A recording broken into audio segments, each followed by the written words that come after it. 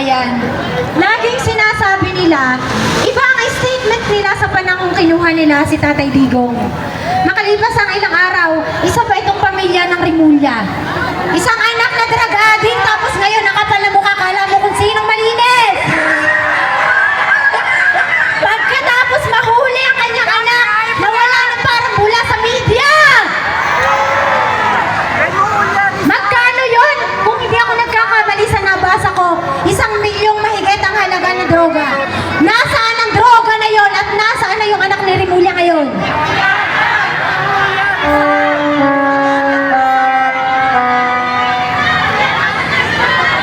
Tapos nung mga panahon, ako po ay nagtatrabaho sa isang kasino.